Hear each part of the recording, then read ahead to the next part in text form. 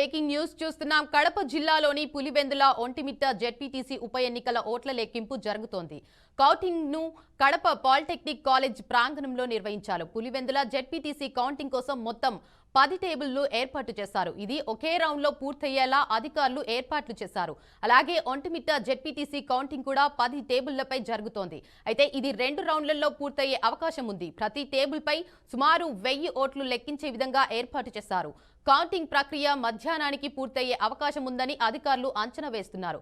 సురక్షిత వాతావరణంలో కౌంటింగ్ జరిగేందుకు పోలీసులు బందోబస్తు ఏర్పాటు చేశారు. ఇక పులివెందుల జెడ్పీటీసీ కౌంటింగ్ కోసం 10 టేబుళ్లు ఏర్పాటు చేసిన అధికారులు ఈ లెక్కింపు ఒకే రౌండ్ లో పూర్తవుతుందని తెలిపారు. ఈ నియోజకవర్గంలో మొత్తం ఓట్లు 10,601 కాగా పోల్ అయిన ఓట్లు 8,103. ఇక ఒంటిమిట్ట జెడ్పీటీసీ కౌంటింగ్ కోసం కూడా 10 టేబుళ్లు ఏర్పాటు చేశారు. అయితే ఇది 2 రౌండ్లలో పూర్తయ్యే అవకాశం ఉంది.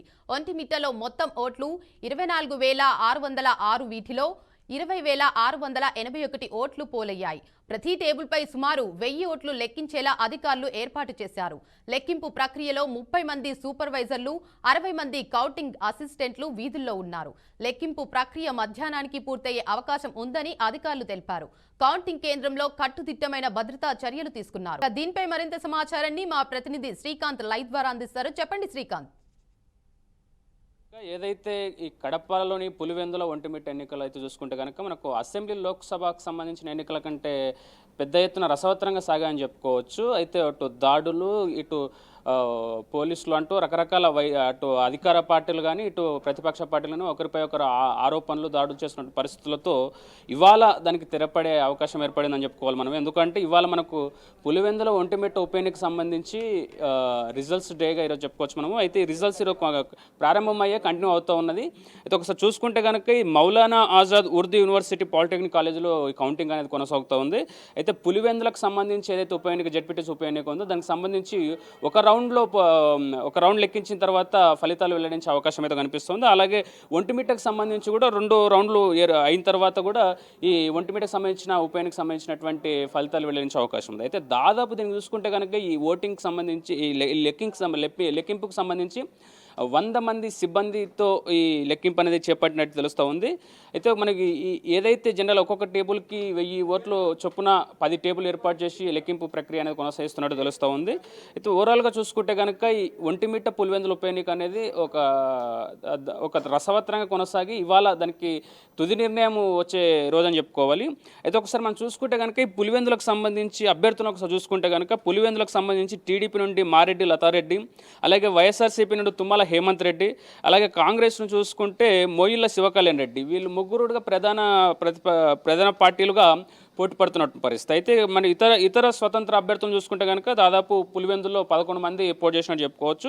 అయితే పర్టికులర్గా పులివెందులు చూసుకుంటే కనుక మనకు ఏదైతే టీడీపీ మారెడ్డి లతారెడ్డి, అలాగే వైఎస్ఆర్సీపీ నుంచి తుమ్మల హేమంత్ రెడ్డి, వీరి ఇద్దరికి కూడా పోటీ గట్టిగా ఉందని చెప్పుకోవాలి. అక్కడ మన పరిస్థితిని చూస్తే కనుక వీరిరువురు మధ్యనే పోటీ కొనసాగుతున్నట్టుగా సమాచారం అందుతున్నటువంటి పరిస్థితి.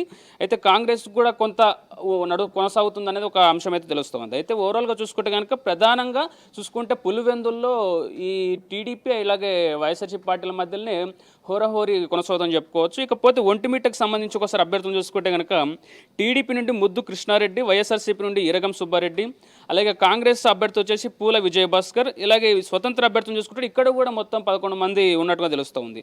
అంటే ఓవరాల్గా చూసుకుంటే కనుక ఈ ఎవరైతే ఒంటిమిట్టకు సంబంధించి కూడా ఇక్కడ కూడా మనం పులివెందులకు సంబంధించి చెప్పుకున్నట్టుగానే ఇక్కడ కూడా సేమ్ ఒంటిమిట్టలో కూడా ప్రధాన పార్టీలు ఏవైతే ఏపీలో ప్రధానంగా ఉన్నటువంటి ఏదైతే అధికార పార్టీ కూటమి పార్టీ టీడీపీ కానీ అలాగే ఇటు ప్రతిపక్ష పార్టీ వైసీపీ కూడా ఓహరాహోరీగా వీరి ఇరువురి మధ్యనే పోటీ ఉందనే విషయం మనం చెప్పుకోవచ్చు సాధారణంగా. అయితే మనం ఇంతకుముందు చెప్పుకున్నట్టు కూడా ఈ లెక్కింపు ప్రక్రియ ఏదైతుందో ఈ పులివెందులో ఒక రౌండ్లోనే పూర్తి అవబోతుంది. అలాగే ఒంటిమిట్టకు సంబంధించి 2 రౌండ్లు పూర్తి అవబోతుంది. అయితే సాధారణంగా ఇక్కడ మొత్తం ఈ నియోజకవర్గంలో మొత్తం వచ్చేసి 10,601 ఓట్లు ఉండగా అందులో పోలైన ఓట్లు మాత్రం చూసుకుంటే కనుక 8,103 ఓట్లు మనకు పోలైనట్టుగా తెలుస్తుంది. అయితే ఇక జెడ్పీటీసీ కౌంటింగ్ కోసము 10 టేబుల్ ఏర్పాటు చేసి చెప్తా ఉన్నారు. అయితే ఒంటిమిట్టలో చూసుకుంటే కనుక ఇక్కడికన్నా ఇది పులివెందుల కన్నా కూడా ఒంటిమిట్టలో ఎక్కువ ఓట్లు అని చెప్పుకోవాలి. 24,606 ఓట్లు ఉన్నాయి ఇక్కడ. ఇట్లా వీటిలో చూసుకుంటే కనుక 20,681 ఓట్లు పోలనేది తెలుస్తూ ఉంది. అయితే ఇక్కడ ఒక 4,000 ఓట్లు అనేది పోలవ్వలేదనే విషయం మనం తెలుస్తుంది. అయితే ప్రతి టేబుల్ పైకి సంబంధించి అంటే ఏదైతే 10 టేబుల్ ఏర్పాటు చేసి అక్కడ లెక్కింపు ప్రక్రియ ఏదో కొనసాగిస్తున్నారో ఆ 10 టేబుల్లో కూడా ఒక్కొక్క టేబుల్కి 1000 ఓట్లను లెక్కించేలాగా అధికారులు ఏర్పాటు చేసినా తెలుస్తుంది. అయితే ఈ లెక్కింపు ప్రక్రియ ఒక చూసుకుంటే కనుక అధికారులు అనేది చూసుకుంటే కనుక 30 మంది సూపర్వైజర్లు ఉండగా 60 మంది కౌంటింగ్ అసిస్టెంట్గా విధులు నిర్వహిస్తూ దాదాపు 100 మంది సిబ్బంది ఈ లెక్కింపు ప్రక్రియ అనేది కొనసాగుతుంది. అయితే ఈ లెక్కింపు ప్రక్రియ అనేది మధ్యాహ్నానికి పూర్తి అవకాశం ఉందంటూ కూడా అధికారులు తెలుపుతున్నట్టు పరిస్థితి. అయితే ఇదంతా కూడా చూసుకుంటే కనుక కట్టుదిద్దమైన ఏర్పాట్ల మధ్యలో ఏదైతే జెడ్పీటీసీ కడప జిల్లాలో ఉన్నటువంటి పులివెందుల ఒంటిమిట్టకు సంబంధించి ఈ ఉప ఎన్నికకు సంబంధించిన ఏదైతే కౌంటింగ్ జరుగుతుందో కట్టుదిద్దమైన ఏర్పాట్ల మధ్యలో జరుగుతుందని చెప్పుకోవాలి.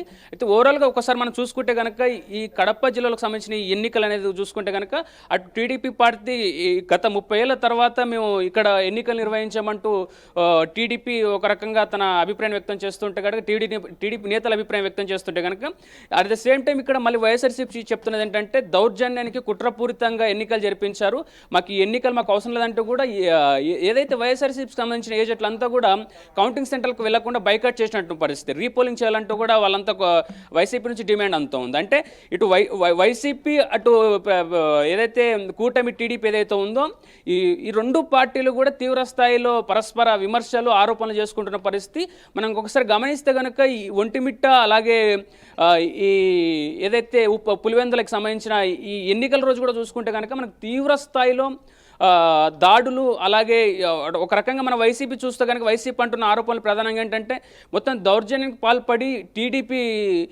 అంతా కూడా గుండాలను ఏర్పాటు చేసి ఎన్నికలు జరిపించారు, ఇది పూర్తి చట్టవిరుద్ధం అంటూ కూడా వైసీపీ చెప్పుకొస్తున్న పరిస్థితి. అలాగే అట్ ద సేమ్ టైం ఇక్కడ టీడీపీ అంటున్నది ఏంటంటే మేము ఎన్నికలు అనేది చాలా అద్భుతంగా జరిపించాం, ఖచ్చితంగా ఎన్నికలు గత 30 ఏళ్ల తర్వాత ఇక్కడ జరిపించడం అనేది మాకు చాలా సంతోషంగా ఉంది, ఇది చాలా ఒక కీలక పరిణామంగా చెప్పుకోవచ్చు అంటూ కూడా అక్కడ అటు టీడీపీ మాట్లాడుతున్నట్టు పరిస్థితి.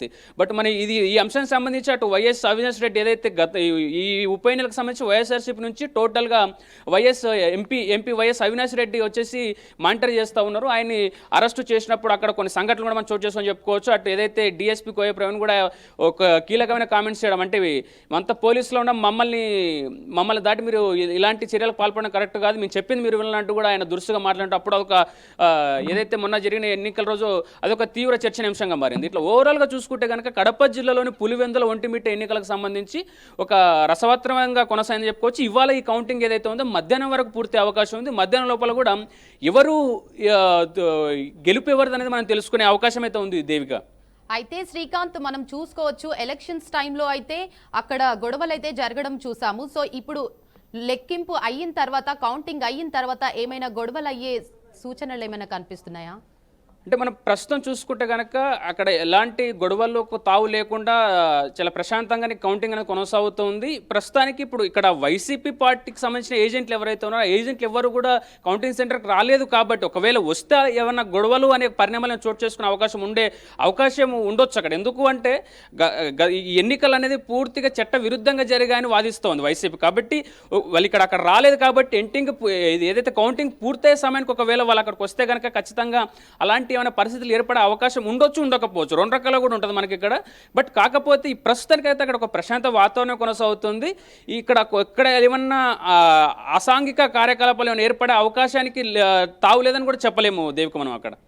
ఓకే, సో ఎవరు గెలిచే ఛాన్స్ ఉందంటారు ఇప్పుడు లెక్కల ప్రక్రియ? మనకి ఇప్పుడు ప్రస్తుతం చూసుకుంటే కనుక ఏదైతే కౌంటింగ్ జరుగుతుందో ఇప్పుడు పులివెందులకు సంబంధించి మొదటి కౌంటింగ్ కొనసాగుతుంది, ఇటు ఒంటిమిట్టకు సంబంధించి రెండు కౌంటింగ్ కొనసాగుతున్నాయి. కాబట్టి ఈ ఏదైతే కౌంటింగ్ కొంత ఎంత పర్సెంట్లో లెక్కించారనే దాన్ని బట్టి మనము ఒక విశ్లేషణకు రావచ్చు. ఇప్పుడే మనం పూర్తి స్థాయిలో ఏదైతే ఎవరు గెలుస్తారని మనం నిర్ణయించలేనట్టు పరిస్థితి. బట్ ఈ ప్రయత్నం అయితే ఖచ్చితంగా ఇప్పుడు ఎందుకు గతంలో ఏకగ్రీవంగా 30 ఏళ్ళు కూడా ఏకగ్రీవంగా వైసీపీ అక్కడ గెలుచుకుంటూ వచ్చింది. ఫర్ ద ఫస్ట్ టైం ఇక్కడ మనకు ఎన్నికలు జరిగాయి కాబట్టి అటు ఏదైతే టీడీపీ ఉందో చాలా బలంగా నమ్ముతూ ఉంది. ఖచ్చితంగా మేము గెలవాలనే ఒక తపనతో వాళ్ళు ఓటింగ్ తీసుకొచ్చే ప్రయత్నం చేశారు. అలాగే ఓటింగ్ కూడా పూర్తి అయిపోయింది కాబట్టి సో ఎవరు గెలుస్తారన్నది ఇంకా మనకు ఒక తుది విశ్లేషణ ఇంకా రాలేదని చెప్పుకోవాలి. ఏదైతే ఓటింగ్ తుది దశకు చేరుకునే సమయంలో మనకు కొంత వివరాలు వచ్చే అవకాశం అయితే ఉంది Devika. Right, thank you for the update Srikanth.